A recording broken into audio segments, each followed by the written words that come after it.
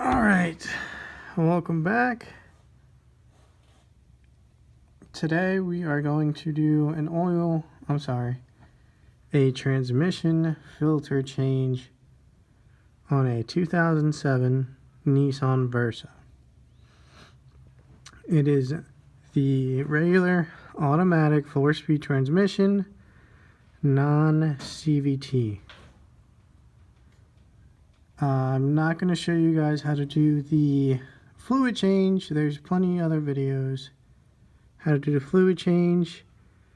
However, I could not find one that shows you how to do the filter change. So I will show you guys how to do that. First thing is we're going to empty out the pan, which is the plug for that is right there. It's a 19mm bolt, and I'm going to go ahead and take that out. Sorry for the lighting, guys. It's a little dark in the garage today. Okay, so if you see there's the bolt, drain pan, and we're going to go to get that guy out.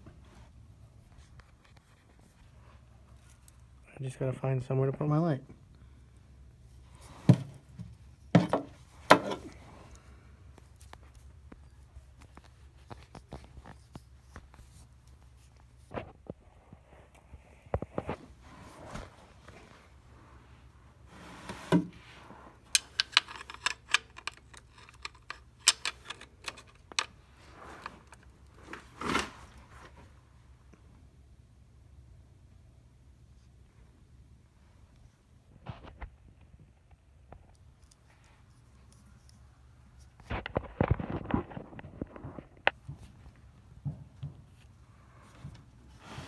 Alright, it's a little snug on here. I'm going to jack the car up a little bit more.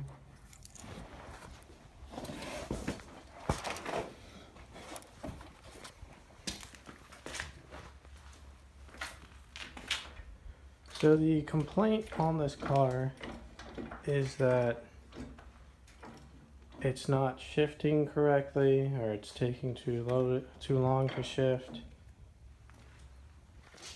I'm going to change the fluid, change the filter, see if that fixes the issue. If not, then it might just be because this car has over, I believe, 160,000 miles.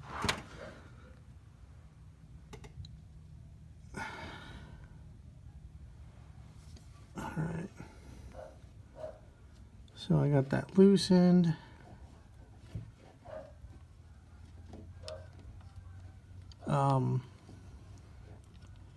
This bolt wanted to strip. Luckily I was able to get it out before then. I'm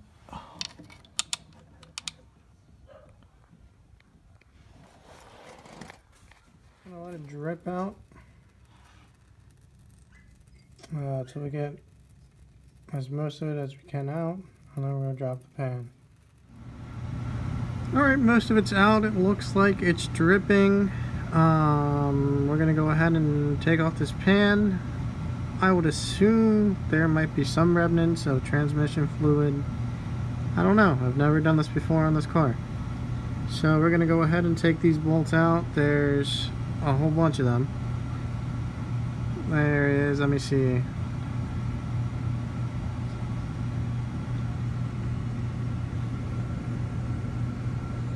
About 20 or so, and they are they're 10 millimeters. So I'm going to use my ratchet, and I'm just going to break these loose real quick. Right there, you see there's one that's over here that's really rusted. I don't know if you can see it. Alright, so I will be back and I'll show you what happens. Hopefully I don't get drenched in fluid here. Alright, I've gone around the pan and I've taken out all the bolts. There's a whole bunch of them. They're not very hard to take out though. Now it just occurred to me that I left my gasket breaker, so I'm gonna try using a flathead screwdriver instead.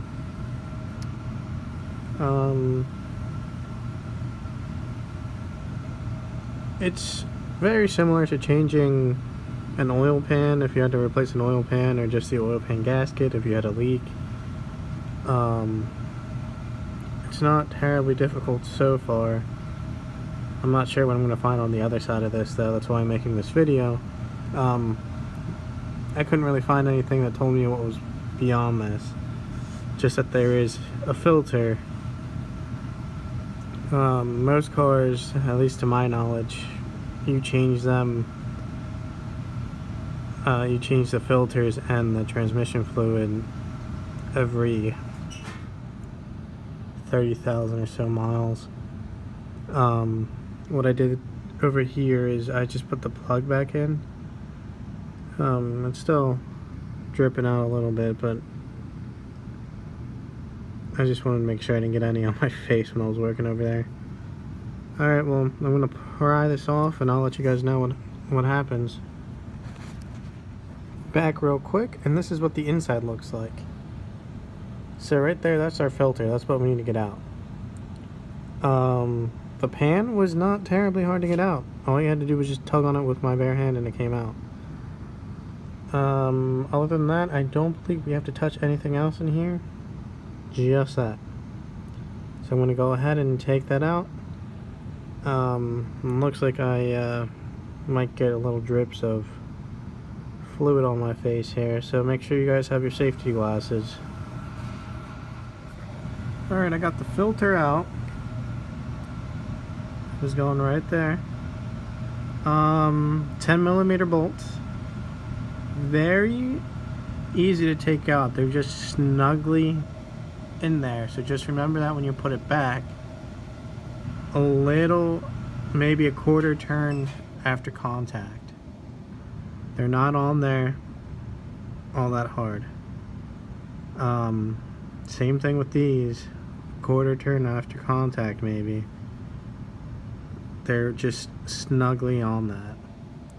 So when you take out the filter, use a little bit of caution. You are going to get some fluid coming out of there. So what I did in preparation for that, the same way I did for the pan, I started back there and worked my way forward. That way if it tilted and spilled, it would spill into the drain pan, which I have. I don't know if you can see that right there. So now I'm gonna show you guys the pan and the filter. So just give me 1 second to get out of the car. Alright, there's the pan and the filter that we just took out.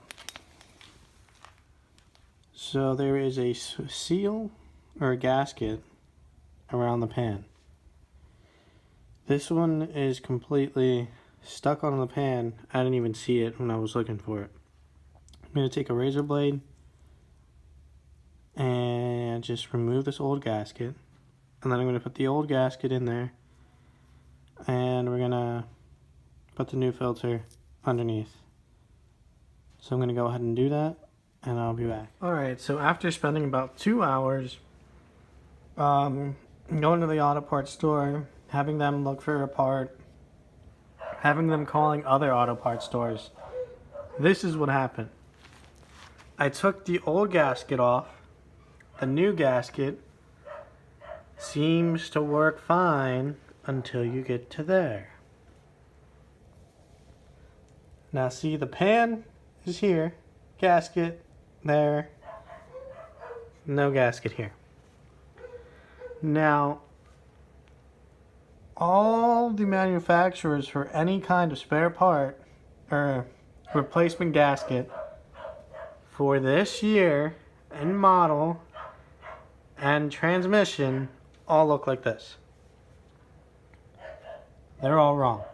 They don't fit. So now I have to make my own gasket with RCV. And it's just annoying that this gasket doesn't fit. The filter's fine. The filter's the right filter and everything. It's the gasket. Now, the one dude at one of the advanced auto parts I went to, pretty chill dude. Shout out to him. Unfortunately, I don't remember his name. He was a real cool guy. He was messing around the computer and everything. Looked up different vehicles. I'm assuming he had some kind of mechanical background. Looked at a Sentra. Looked for the right transmission and the right engine. And was able to find a gasket that would fit this pan. But it was labeled under a 2012 Nissan Versa. Now that gasket, he couldn't order because for whatever reason in his system, it shows as either on back order, but it doesn't tell him to when he's able to order it, or it shows up as discontinued. So that's my little rant of, they're the spare parts maker's not getting it right, or maybe Nissan not giving them the right specs or whatever, but it's a pain to work on import cars, at least in my opinion. Always had trouble with Nissans, Toyotas, Hondas. Always. Without a doubt, if something will go wrong, it'll go wrong with those three. So now I'm going to make my RTV gasket, put the filter in, bolt everything up, and wait for the RTV to dry before I add any fluids to it. So I'm going to go make the gasket and mount the filter, and then I'll come show you guys where I'm at. Alright, I got the new filter in right there. Gave all the bolts about a quarter turn. Just sit there snugly in there like they were when we took them out. That's a direct fit right there. Alright, now I'm gonna do the RTV gasket. I'm probably gonna do maybe a little dabs here around the edge of the pan, just for some extra support.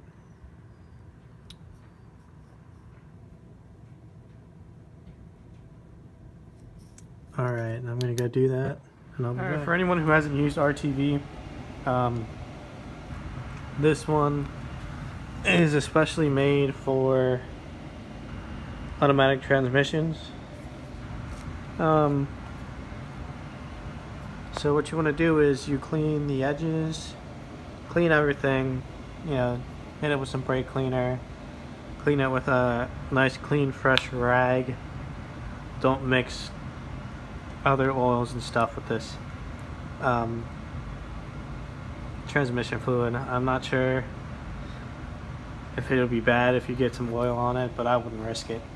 So what you want to do is clean the sides, maybe sandpaper it if it needs, a light sandpaper, scratch off whatever you can, and then you're just going to do a bead of silicone, and you're going to go around each hole and then follow it. Alright, so I'm going to go ahead and do that, and then I'll show you guys when I'm installing it. RTV is on, now on to mounting it. Alright, pan is installed, now we play the waiting game. So when it comes to using RTV, for this or practically any other use, what you want to do is tighten the bolts till you see some of that RTV come ooze out, and that's what's going to form the gasket. You want that all the way around. You want it to ooze out of that joint, and then you're going to let it sit for 2 hours, retighten everything, and that'll really get it solid. And then you wait 24 hours, and then you put whatever fluid you need to do. Alright, well, this is just about finished. Refilling this is as simple as doing the flush.